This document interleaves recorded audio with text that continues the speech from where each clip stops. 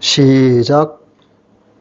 먼저 이것을 알지니 말세에 조롱하는 자들이 와서 자기의 정욕을 따라 행하며 조롱하여 이르되 주께서 강림하신다는 약속이 어디 있느냐. 조상들이 잔 후로부터 만물이 처음 창조될 때와 같이 그냥 있다 하니 이는 하늘이 적부터 있는 것과 땅이 물에서 나와 물로 성립된 것도 하나님의 말씀으로 된 것을 그들이 일부러 잊으려 함이로다. 이로 말미암아 그때의 세상은 물이 넘침으로 멸망하였으되 이제 하늘과 땅은 그 동일한 말씀으로 불살하기 위하여 보호하신 바 되어 경건하지 아니한 사람들의 심판과 멸망의 날까지 보존하여 두신 것이라. 사랑하는 자들아, 하루가 천년 같고 천년이 하루 같다는 이 한 가지를 잊지 말라. 주의 약속은 어떤 이들이 더디다고 생각하는 것 같이 더딘 것이 아니라 오직 주께서는 너희를 대하여 오래 참으사 아무도 멸망하지 아니하고 다 회개하기에 이르기를 원하시느니라. 그러나 주의 날이 도둑같이 오리니 그 날에는 하늘이 큰 소리로 떠나가고 물질이 그 뜨거운 불에 풀어지고 땅과 그 중에 있는 모든 일이 드러나리로다. 이 모든 것이 이렇게 풀어지리니 너희가 어떠한 사람이 되어야 마땅하냐. 거룩한 행실과 경건함으로 하나님의 날이 임하기를 바라보고 간절히 사모하라. 그날에 하나님이 하늘이 불에 타서 풀어지고 물질이 뜨거운 불에 녹아지려니와 우리는 그의 약속대로 의가 있는 곳인 새하늘과 새 땅을 바라보도다. 그러므로 사랑하는 자들아, 너희가 이것을 바라보노니 주 앞에서 점도 없고 흠도 없이 평강 가운데서 나타나기를 힘쓰라. 아멘. 하나님의 말씀입니다. 여러분, 하나님을 믿지 않는 사람들, 예수를 믿지 않는 사람들은 에이, 내세가 어디 있어? 죽으면 끝이지. 그렇게 말합니다. 그러나 성경은 사람이 한번 죽은 것은 반드시 정한 이치지만 그러나 죽은 뒤에는 뭐가 있다고요? 심판이 있다 그랬습니다. 히브리서 9장 27절입니다. 불교는 또 이렇게 말하죠. 불교는 천당을 가고 기독교는 천국에 간다고 말하는데 선하게 살면 뭐 다 좋은 데 가지 뭐. 그렇게 얘기합니다. 그러나 불교는 그렇게 말합니다. 우리에게는 구원이 없다. 성철 스님이 하신 얘기잖아요. 우리는 죄를 어떻게 처리할 방법이 없다. 그렇게 얘기했습니다. 자기가 마지막 죽는 순간에 자기 죄가 정말 태산처럼 높이 쌓여있는 걸 본다. 그렇게 말했죠. 여러분, 또 이렇게 말합니다. 예수님이 재림한다고? 그 언제적 얘기야. 다 그 헛소리야. 그게 세상 사람들이 말합니다. 이 세상은 그러니까 온통 우리의 믿음을 조롱하고 그리고 막 육체의 정욕에 따라 살고 이 세상에 다인 것처럼 그렇게 사람들이 살고 있습니다. 수단과 방법을 가리지 않고 자기 이익을 위해서 이웃을 짓밟는 것을 아무렇지도 않게 생각하는 사람들이죠. 여러분, 우리가 타이타닉 호의 비극을 아십니까? 그 유람선인데 왜 수천 명이 죽었잖아요. 침몰해가지고. 그게 타이타닉하고 침몰하기 전에 그 안에 사람들을 얼마나 평온하게 춤추며 뛰놀고 먹고 마시고 놀았습니까? 근데 이 여객선에 대해서 많은 경고가 사실 있었더랬어요. 빙산이 있다는, 조심해라는 얘기가 있습니다. 그런데 이 타이타닉호와 또 경쟁 관계에 있는 회사와 서로 은연히 경쟁이 돼가지고 서로 속력 경쟁을 했단 말이죠. 누가 더 빨리 가냐. 그래서 우리 배는 튼튼하게 지었으니까 빙산 그저 약간 뭐 받쳐봐야 괜찮아 그러면서 막 전 속력으로 달리다가 진짜 빙산이 있네 발견됐어요. 근데 이미 늦었어. 도저히 그걸 회피할 수가 없는 거예요. 결국 부딪혔습니다. 부딪혀가지고 그 배의 격실이 5개인가 무너졌다고 그래요. 4개까지는 견딜 수 있는데 마지막 5개가 무너지는 순간 배에 물이 들어와서 침몰을 했다는 겁니다. 이건 뭘 얘기합니까? 이건 인재란 말이에요, 인재. 조심하지 않았다는 거죠. 이 배는 절대로 침몰하지 않는다. 사람들은 그렇게 확신했지만 그 결과는 참혹했습니다. 오늘 베드로 사도가 마치 유언처럼 우리에게 경계의 말씀을 주고 있습니다. 이 말을 잘 들어야 돼요. 타이타닉호가 그 경계의 얘기를 소홀히 하다가 엄청난 사고를 당한 것처럼 우리도 사도가 죽으면서 마치 유언처럼 우리에게 남긴 이 당부의 말씀을 소홀히 했다가는 우리도 큰 코를 다칠 날이 있을 것입니다. 여러분, 이렇게 말하지요. 먼저 이것을 알아라. 다른 무엇보다 이걸 알아라가요. 말세에. 여러분, 말세가 언제입니까? 마지막 날들이라 그러는데, 말세는 예수님이 온 이후부터가 말세입니다. 예수님이 초림 때부터 재림까지 그 사이의 기간을 말세라고 그러죠. 그러니까 이 신약 시대가 말세라는 얘기입니다. 이 말세의 특징은 뭔가요? 이 세상 사람들이, 많은 이단들이 복음을 대적하는 시대라는 거죠. 복음을 대적하는 그들의 특징은 무엇입니까? 그 특징은 3절에 보면은 자기의 정욕을 따라 행하며 그럽니다.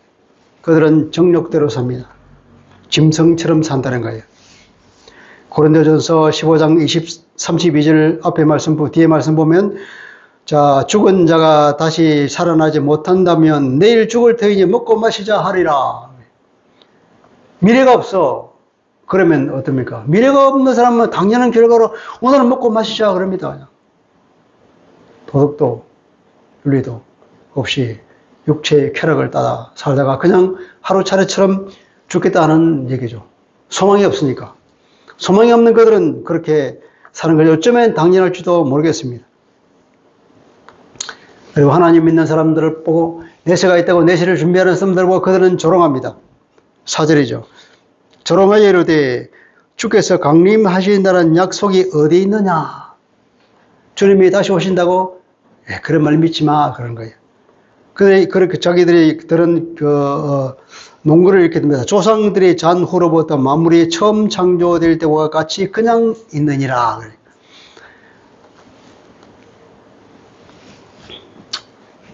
우주 자연 법칙의 불변성을 얘기합니다. 이것은 인간의 과학이잖아요. 자연과학을 보래요. 태초부터 하늘은 저렇게 있었고 지금도 여전히 그대로 있어. 하나도 변한 게 없어. 그렇게 말합니다. 절대로 그런 심판의 날이 있다는 너희들 말은 있을 수 없어. 변하지 않아. 하늘도 변하지 않고 땅도 변하지 않고 여전히 영원히 그렇게 갈 것이야 하는 것이 그들의 말입니다. 기독교인들의 믿음을 비웃습니다. 그러나 주님은 재림하실 것이라고 스스로 약속하셨습니다. 마태복음 16장 28절입니다. 진실로 너희에게 이르노니 여기 서 있는 사람 중에 죽기 전에 인자가 그 왕권을 가지고 오는 것을 볼 자도 있느니라. 그 왕권을 가지고 오라고 번역했는데 실제 보면은 그의 왕국에 오는 것을 볼 자들도 있을 것이다. 그리스도가 자기 왕국으로 오는 걸 볼 것이다. 주님이 재림을 포함한 폭넓은 개념이겠죠. 주님이 실제로 재림하는 것 이전에도 주님이 이 땅에 자기 왕국으로 오는 것을 볼 자들이 있을 것이란 말이죠. 많은 사람이 영의 눈이 열려서 주님을 봅니다. 주의 음성을 듣습니다. 마태복음 24장 30절입니다. 그때 땅의 모든 족속들이 통곡하며 마지막 말씀입니다. 주님이 재림한 시절입니다. 통곡하며 그들이 인자가 구름을 타고 능력과 큰 영광으로 오는 것을 보리라. 주님의 재림을 많은 사람이 볼 거라고. 데살로니가 전서 4장 16절입니다. 주께서 호령과 천사장의 소리와 하나님의 나팔 소리로 친히 하늘로부터 강림하시리니 그랬습니다. 그뿐입니까? 사도행전에도 보면 1장 11절입니다. 천사가 말해줍니다. 너희 가운데서 하늘로 올려주신 이 예수는 하늘로 가심을 본 그대로 오시리라. 주님이 오신다는 것은 우리는 안 믿을 수가 없는 거예요. 불신자들은 무지해서 그렇습니다. 혹은 알면서도 거짓말을 치고 자기 행동을 합리화하기 위해서 자기 위안을 삼기 위해서 재림이 없다 그렇게 스스로 믿고 싶은 거죠. 5절입니다. 왜 그러냐? 이는 나는 그 이유는 그렇게 말하는 이유가 뭐냐 하면은 하늘에 예적부터 있는 것과 땅이 물에서 나와 물로 성립된 것도 하나님의 말씀으로 된 것을 그들이 일부러 잊으려 함이로다. 일부러 잊으려 한다. 일부러 숨기려 하는 거다. 일부러 굳이 숨기려는 것이다.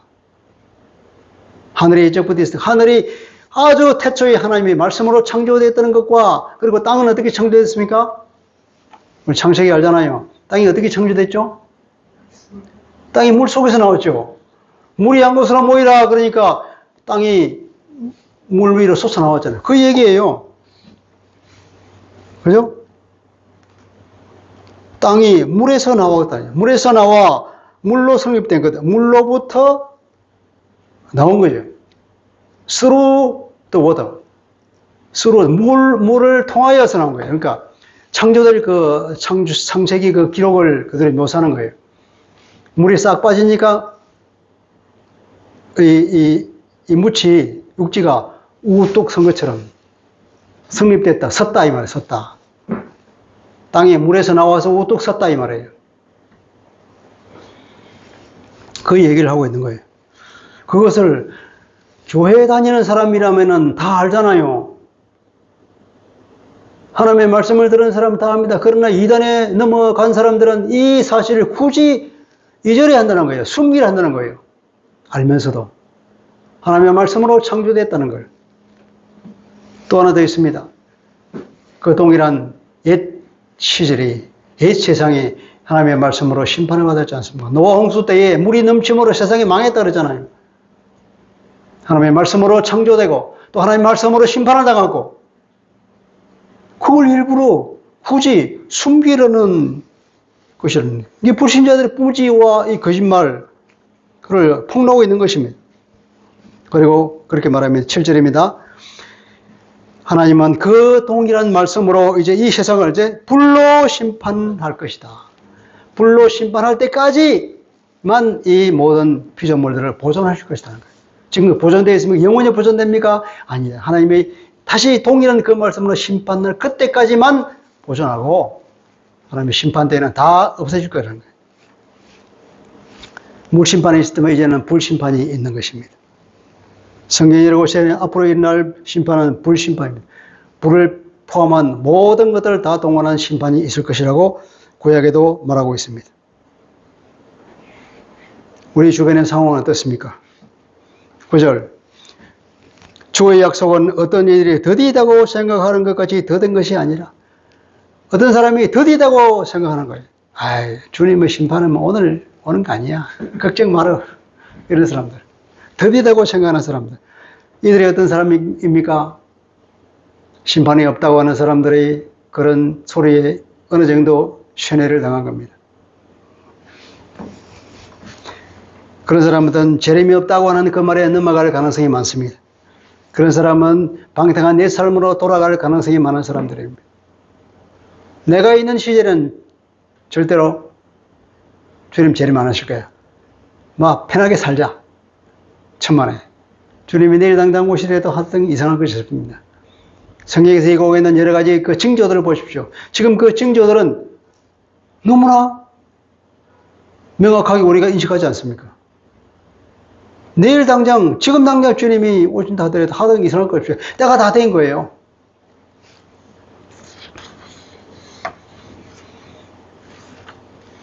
우리가 믿음이 약해지면 안 됩니다. 이런 생각에 속는 사람들이 믿음이 약해지는 거예요. 언제 오시나? 수천 년 지났는데 아직도 여전히 그대로 있네. 아마 다음 수천 년 동안에도 안 할지도 모르겠어. 그렇게 생각하는 사람들 뭡니까? 기다려가 지쳐서 재림신앙이 희미해질 수도 있는 거예요. 그러면 우리는 어떻게 합니까? 물질주의와 현실주의에 우리가 스스로 그냥 빠져버립니다. 이 재림을 늘 생각해야만이 내가 이 물질주의, 이 세상에 푹 빠지지 않는데, 그걸 잊어버리면 계속 우리 눈이 어떻게, 땅에 가요, 땅에. 이 세상살이에 너무 우리의 관심이, 포커스가 집중돼가지고, 도무지 이 하늘을 생각을 못해. 현실주의가 재림 소망을 빼앗아버립니다. 우리 주변의 상황은 정말 녹록지 않습니다. 온갖 사단의 괴계가 우리의 생각을 분산시키고, 우리의 관심을 다른 데로 끌어갑니다. 이렇게 재림을 부정하는 목소리가 항상 주변에 존재하고 우리를 유혹합니다. 그러나 성도는 이 약속의 말씀을 따라서 굳게 우리의 믿음을 다지고 주님이 다시 오시는 그날을 우리가 생각해야 될 거예요. 사도는 왜 재림이 늦어지는가에 대한 설명을 하고 있습니다. 8절을 볼까요? 사랑하는 자들아, 이 한 가지를 잊지 말아라. 뭘 잊지 말아라냐면 주님께는 하루가 천년 같고 천년이 하루 같다. 주님의 천년이 하루처럼, 하루가 천년. 이 말은 무슨 말이냐면, 예컨대 하나님의 시간의 제한을 받을까요, 안 받을까요? 하나님은 시간이 없어. 하나님은 영원한 현재에 사시는 분입니다. 하나님께는 미래도 있고 과거도 없습니다. 그래서 성경은 보면 여기가 하나님께서 어떤 결심한 일을 보면 과거형으로 써요. 완료형으로. 구약으로 읽어봤으면 그렇게 되었느니라 그래요. 되었느니라. 앞으로 하나님께서 하실 일을 예언을 하면서 되었다고 해요. 그 얘기가 뭐냐면 하나님이 결심하시면 우리에게는 과거가 된다는 거예요. 하나님은 과거가 없어. 미래도 없어요. 미래에 어떻게 할 것이라는 거예요. 지금 그냥 하시는 거예요. 그걸 알아야 됩니다. 우리는 시간의 한계 가운데 사는 제한적인 존재예요. 하나님의 제한이 없어. 그 얘기예요. 우리가 이해할 수 있도록 하루가 천년 같고 천년이 하루 같다는 건데 하나님 아예 시간이 없는 분이에요. 사람의 시간과 하나님의 시간은 다른 거죠.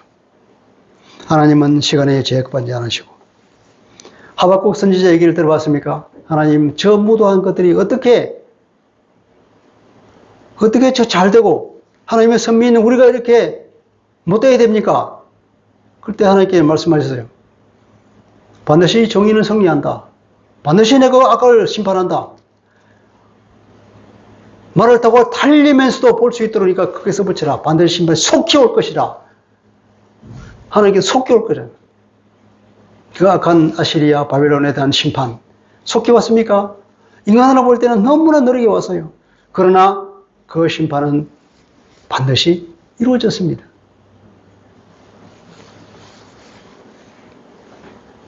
하나님은 그렇게 말합니다. 내 생각은 너희 생각하고 달라. 마치 하늘이 땅보다 높은 것처럼 내 생각은 너희 생각보다 높단 말이야. 인간이 그 낮은 생각으로 하나님의 일을 자로 되지 말라는 거예요. 하나님이 하시는 일은 우리가 이해할 수 없는 저 이해를 넘어서는 더 멀리 있단 말이죠. 우리가 하나님의 생각, 하나님의 계획을 어떻게 다 이해하겠습니까? 그런데 우리가 이해할 수 있도록 성경에 계시가 되어 있단 말이에요. 심판이 반드시 있을 것입니다. 주님은 반드시 다시 오십니다. 그러면서 왜 하나님께서 우리가 생각에 빨리 안 오시냐? 그 이유를 구절해 봅니다. 오직 주께서는 너희를 대하여 오래 참아서 아무도 멸망하지 않냐고 다 회개하기에 이르기를 원하시느니라. 하나님이 빨리 심판하지 않는 것은 기다려서 인내해 주시는 거예요. 돌아올 때까지. 회개하고 돌아오도록 하나님이 끝내고 기다려 주시는 거예요. 우리가 구약에서 하나님의 성품을 봅니다. 하나님의 성품에서 제일 먼저 나오는 게 뭐였죠? 노하기를 더디하며. 하나님은 노하기를 더디하시는 분이다. 자비가 많으신 분이다. 인애가 많으신 분이다. 하나님의 용서하시는 분이다. 그렇게 말해요. 제일 먼저 나오는 게 노하기를 더디하시는 분. 하나님 우리를 오래 참아주셔요. 돌아올 때까지 기다려 주시는 분. 그렇게 자비가 많으신 분이에요. 에스겔 18장 23절입니다. 주 여호와의 말씀이니라. 내가 어찌 악인이 죽는 것을 조금이들 기뻐하랴. 그가 돌이켜 그 길에서 떠나 사는 것을 어찌 기뻐하지 아니하겠느냐. 이게 하나님의 본마음이다 말이에요. 그러니까 이렇게 오래 기다리시는 거예요. 만약 하나님이 빨리 심판하실 때만 내가 살아있을까요? 죽었을까요? 우리 모두는 이 자리에 없을 겁니다.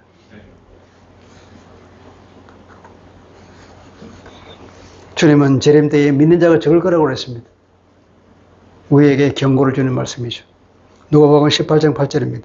그러나 인자가 올 때에 세상에서 믿음을 보겠느냐 그랬습니다. 10절입니다. 그러나 주의 날이 도둑같이 오리니 그러나 주님의 재림의 날, 주님의 날은 도둑처럼 온다. 느닷없이 온다는 얘기예요. 느닷없이. 아무런 경고 없이 바로, 왜냐하면 여러 번 경고했으니까. 이제는 오신 일만 다 바로 느닷없이 순간에 오는 겁니다. 순간. 그때까지 준비하는 사람은 더 이상 준비할 수 없어요. 그러니까 지금 우리가 준비를 해야 된다는 얘기입니다. 여러분, 주님의 재림은 느닷없이 갑자기 들여닥치기 때문에 우리가 지금 준비하지 않으면 나타나는 거예요. 주님이 다시 올라올 그날을 준비합시다. 그날은 엄청난 우주적 대격변이 있을 것입니다. 그날에는 하늘이 큰 소리로 떠나가고 물질이 뜨거운 불에 풀어지고 땅과 그 중에 있는 모든 일이 드러나리라 그럽니다. 자, 큰 소리가 난다 그랬죠. 우주의 대격변이 일어나는데 그냥 있습니까? 아무런 소리 왜 조용히 그럴까요? 엄청난 소리가 날 겁니다. 그 소리만 들어도 모든 사람들의 간담이 다 녹을 겁니다. 계시록 6장 14절에 보면 하늘은 두리마리가 말리는 것 같이 떠나가고 마치 종이가 말리듯이 싹 말려서 하늘이 없어져 버린다. 그렇게 표현하고 있습니다. 그날은 하늘이 큰 소리를 치면 요란하게 뭔가 무너지면서 하늘이 없어질 거라고.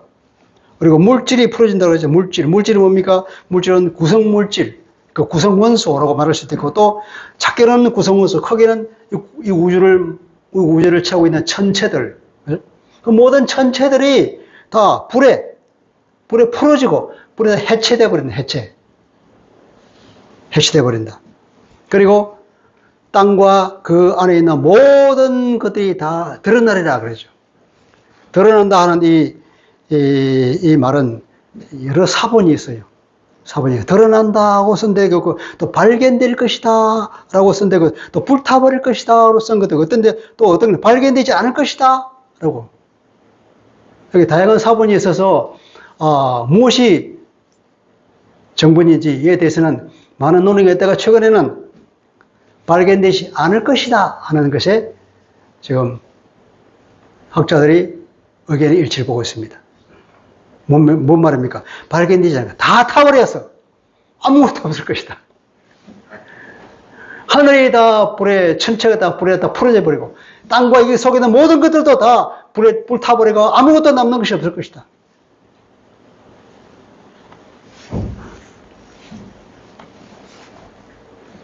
그러니 이제 어떻게 할 거야? 그렇게 묻는 거죠. 사도가. 어떻게 살아야 하겠어? 당연히 뭔가 준비해야 되겠죠, 우리가. 그 무지무지한 그 불심판대에 살아남기 위해서는 어떻게 해야 되겠습니까? 주님의 품 안에 들어갈 수 있는 준비를 해야 되겠죠. 주님의 품이 아니고서는 그 어떤 곳에 갈 수가 없습니다. 그 마지막 심판대에 무슨 일이 납니까? 새 하늘과 새 땅이 하늘로부터 내려올 것이라고 구약과 신약에 예언되어 있습니다. 그러니까 그 새 하늘과 새 땅에 들어갈 수 있는 자격을 갖춰야 되겠죠. 거기에 들어갈 수 있는 하나님께 예쁘게 보여야 되지 않겠습니까? 그걸 준비하라는 거예요. 어떤 사람이 되어야 마땅한가? 이 모든 것이 이렇게 풀어지리니 너희가 어떠한 사람이 되어야 마땅하냐? 거룩한 행실과 경건함으로. 거룩한 행실과 경건함으로 하는 것은 이제 뒤에 걸리니까 앞에 걸리니까. 거룩한 행실과 경건함 가운데 사는 너희들은 과연 이 때를 당하여서 어떠한 사람이 되어야 마땅하겠느냐? 그렇게 사도가 묻는 거예요. 거룩한 행실과 경건하다고 하는 것은 그리스도인으로서 기본 중의 기본이라는 거죠. 너희 그리스도인들, 거룩하고 경건하게 사는 너희 그리스도인들아, 이 마지막 때를 대비하여서 너희가 무엇을 준비해야 되겠냐? 그렇게 묻는 거예요.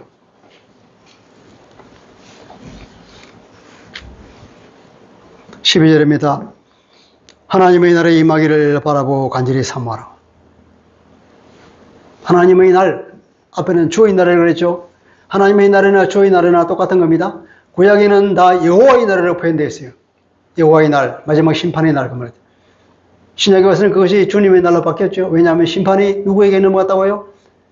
하나님의 아들인 예수께 다 넘겨주었어요. 요한복음은 하나님께서. 그래서 주의 날입니다. 주님 오시는 그날, 주님이 재림하는 그날, 예수 믿는 사람에게는 그날 구원을 받는 놀라운 영광의 날이지만 예수 믿지 않는 사람에게는 마지막 심판을 받는 두려운 날입니다.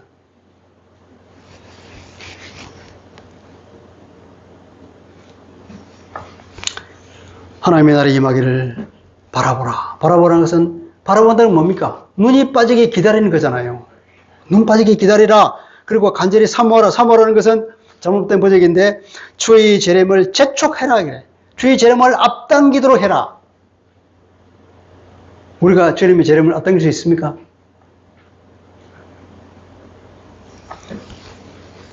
마태복음 24장 14절에 보면 이런 말이 있습니다. 이 천국 복음이 모든 민족에게 증언되기 위하여 온 세상에 전파되리니 그제야 끝이 오리라. 세상이 끝이 언제 온다고요? 복음이 온 세상에 전파가 돼야 돼. 모든 사람이 다 복음을 듣고 공평한 기회를 주기 위해서 주님께서는 그때까지는 안 오신단 말이에요. 그제야 세상이 끝나리라. 이 고통스러운 세상을 살기 힘들지. 그러면 내가 빨리 와야 되겠지. 어떻게 한다고? 빨리 복음을 전하라는 거예요. 그죠? 주님의 재림을 재촉하는, 빨리 오게 하는 방법은 온 세계에 속히 복음을 전하는 것입니다. 두 번째 또 있습니다. 이 기독교의 전통인데 성도의 믿음과 선행이 주님의 재림을 촉진한다고 합니다. 구약에도 그렇습니다. 랍비들도 얘기가 우리 유대인들이 온전히 한 달까지 그대로 우리가 모두가 다 회개하고 온전하게 하나님께 돌아온다 그러면 이 세상은 끝날 것이다. 그런 믿음이 랍비들에게도 있었습니다. 기독교의 전통이에요. 우리가 성도의 믿음과 선행이 주님의 재림을 앞당긴다. 주님이 빨리 오지 못하는 이유는 하나님의 백성들이 제대로 된 삶을 살지 못하기 때문에 하나님께서 계속 기다리고 그렇다는 겁니다. 이해되십니까? 그러니까 주님의 이 말은 너희가 간절히 하나님의 나라를 오기를 기다릴 뿐 아니라 주님의 나라의 주님의 재림을 속히 땡기도록 하라 이 말이에요. 사모하라는 말이 아니라 재촉해라. 주님이 내려오도록.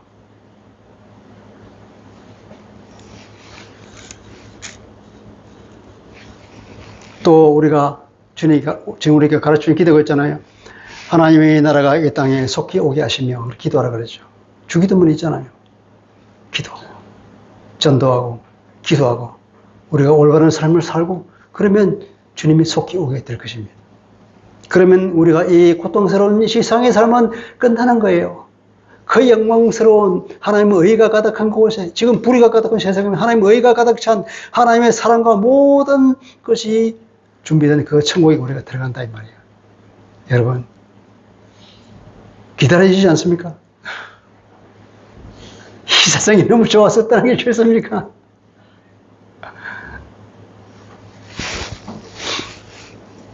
새 하늘과 새 땅을 소망하는 거랬습니다.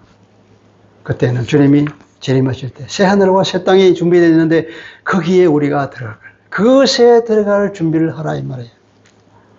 13절 앞에 그러나 계시면 이게 번역이 시작했는데 그러나 우리는 그분의 약속대로 의가 있는 곳인 새 하늘과 새 땅을 바라보도다. 그러나 예수 믿는 우리는 말세에 우리를 위해서 준비한 새 하늘과 새 땅을 우리가 기대한다, 기다린다. 그것이 우리의 소망입니다. 이런 소망에 기에 우리는 이 세상의 힘든 생활도 견딜 수 있는 거예요.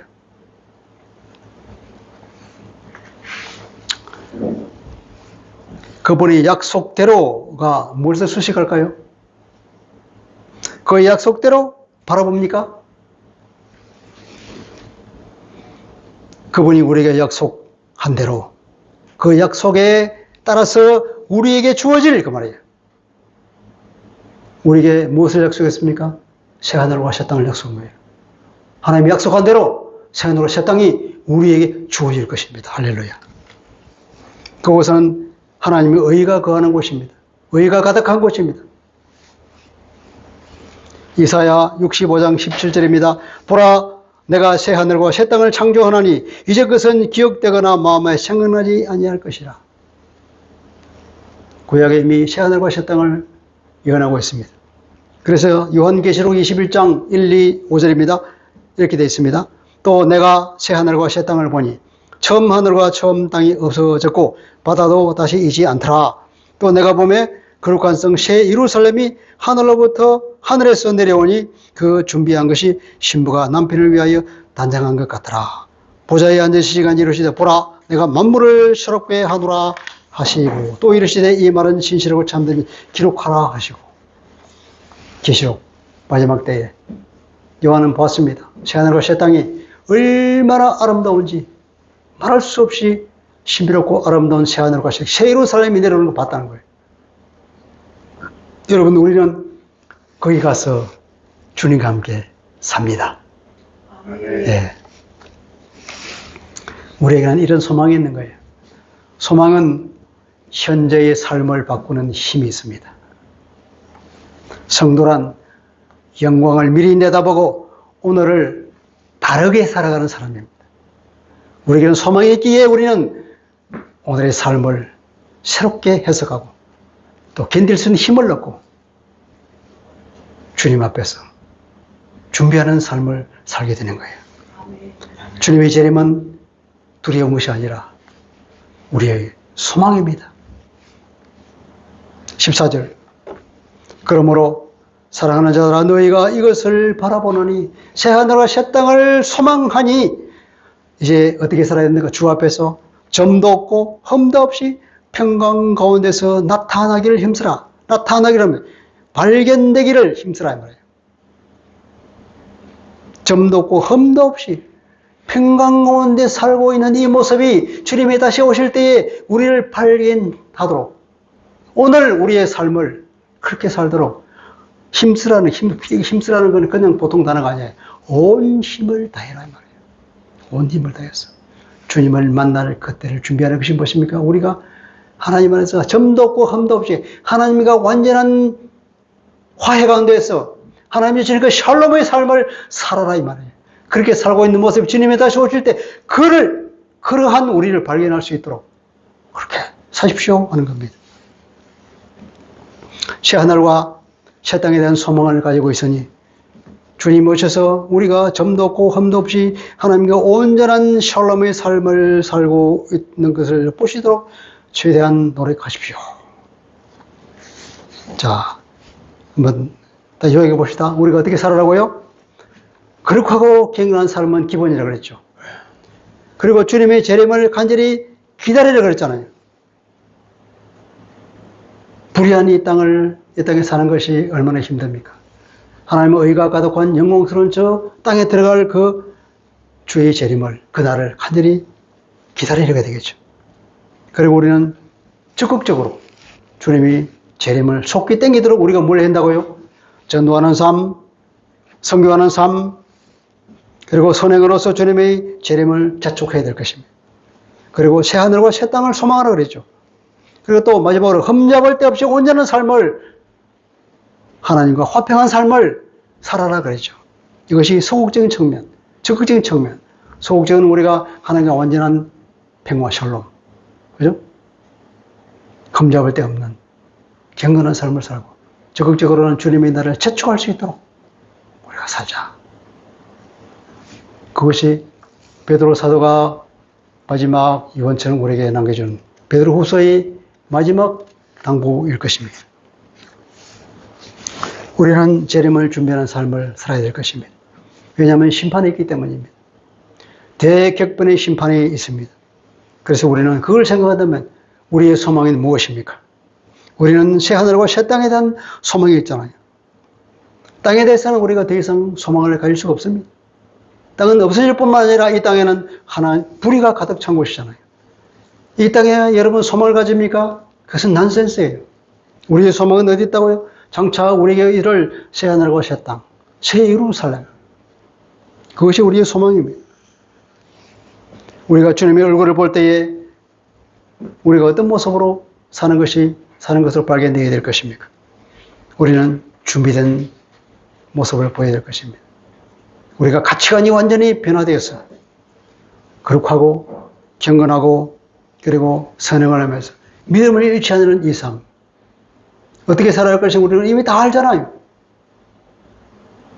그런 삶을 살아서 주님을 만나는 그때에 주님으로부터 칭찬받는 사람이 되어야 되지 않겠습니까? 여러분, 며칠 전에 첫눈이 내렸습니다. 첫눈이 내렸는데 제법 눈이 많이 올 것이라고. 날이 아주 추우니까 굉장히 미끄럽고 힘들 것이라고 이미 경고가 많이 떨어졌습니다. 예보가 있고 그랬는데 준비를 안 했어요. 특히 서울시가 준비를 안 해가지고 난리가 났잖아요. 뉴스에 보니까 뭐 그냥 고속도로나 뭐 도로나 그 침핑바지 돼가지고 차가 그냥 지 맘대로 구르고 돌고 옆에 차박히고 뭐 버스든 뭐 택시든 뭐 경찰차도 마찬가지로 다 그냥 막 엉기고 부딪히고 엉망이더라고요. 그 미리 다 연막칼슘을 준비해서 뿌리 놨어야 되는데 준비 안 했어. 타이타리코가 침몰한 것처럼 준비가 없으면 이런 최악의 상황이 발생하는 거예요. 성경은 우리에게 삶에 대해서 계속 경고하고 있습니다. 주님의 재림을 준비하라는 경고를 하고 있습니다. 여러분, 무엇을 보며 살고 있습니까? 여러분 혹시 땅만 보고 살고 있지는 않나요? 불의가 가득하는 이 세상에 무슨 소망이 있습니까? 우리가 이 어려운 세상을 살면서 어려움에 봉착했습니까? 걱정하지 마십시오. 우리는 하나님의 의로 가득 차 있는 새하늘과 새 땅에 들어갈 소망이 있습니다. 그리고 우리 이 땅에 어려움이 있다 할지라도 우리는 기뻐할 수 있습니다. 또 반대로 우리는 세상에서 많은 것을 가지고 있습니까? 여기가 저 소원이 그래서 떠나기 싫습니까? 우리는 이 모든 것도 다 두고 갈 것입니다. 영원히 살까지 행동하지 마십시오. 세상 부귀와 영원한 큰 가치가 없습니다. 오히려 새하늘과 새 땅을 소망해야 될 것입니다. 마치 어린아이들이 놀면서 저녁까지 놀다가 저녁이 되면은 부모들이 나와서 얘야 누구야 밥 먹으러 오너라 그러면 그런 순간 자기가 깨닫고 벌써 저녁이 됐는데 그러면서 하등을 그대로 놓고 집에 들어가듯이 그때까지는 열심히 그것이 세상의 모든 것인 줄 알고 서로 놀다가 엄마의 부름을 소리를 듣고 그것이 아무런 가치가 없어졌어. 그대로 놓고 집에 들어옵니다. 우리가 일을 하다가 막 부딪히기 힘듭니까? 그대로 두고 가는 거예요. 우리가 너무 좋아서 거기에 매달려 있으면 그것도 그냥 두고 가는 거예요. 그러니까 이게 좋든 싫든 우리가 새 하늘과 새 땅을 바라는 소망이 있기에 우리는 현재의 삶을 우리가 달리 살아갈 수 있는 거예요. 달리 생각할 수 있는 눈이 떠 있다 말이에요. 주님의 재림을 준비해서 그럼으로써 이 땅을 우리가 아름답게 살아가는 사람이 됐으면 얼마나 멋지겠습니까? 그러신 아버지, 오늘 아버지께서 베드로 사도를 통하여서 우리에게 권고하고 있는 말씀을 들었습니다. 재림을 준비하라는 말씀입니다. 반드시 심판이 있고 엄청난 우주적 대격변이 일어나고 모든 것이 살아있는 그때에 그것이 있음을 알 때 우리가 무엇을 준비해야 될 것인가 소다가 우리에게 다그치며 묻고 있습니다. 우리는 새 하늘과 새 땅에 들어갈 소망을 가지고 있습니다. 우리는 하나님의 자녀로서 주님이 우리를 볼 때에 그 마지막 순간에 우리가 흠도 없고 점도 없이 하나님과 완전한 샬롬을 이루고 살아가는 모습을 보여야 될 것입니다. 우리가 그러면서 주님부터 칭찬받는 사람이 되어야 될 것입니다. 우리가 어려움을 봉착하더라도 의연하게 살고 우리가 많은 것을 가지더라도 자랑하지 않으면 겸손하게 오직 하늘의 소망을 두고 사는 우리의 모습을 가지고 살아야 될 것입니다. 그런 우리가 주님 앞에 칭찬받는 사람이 될 것입니다. 그리고 주님이 적의 재림이 앞당겨 줄 수 있도록 우리가 주님 닮아가는 삶을 살고 또 전도와 선교를 하며 부지런히 기도하는 가운데 살아갈 것을 생각하게 됩니다. 주님, 이런 우리의 모습을 갖출 수 있도록 성령님 우리에게 은혜 베풀어 주시고 날마다 깨닫게 하여 주옵소서. 예수 그리스도 이름으로 감사하며 기도합니다. 아멘. 찬양 436장 하겠습니다.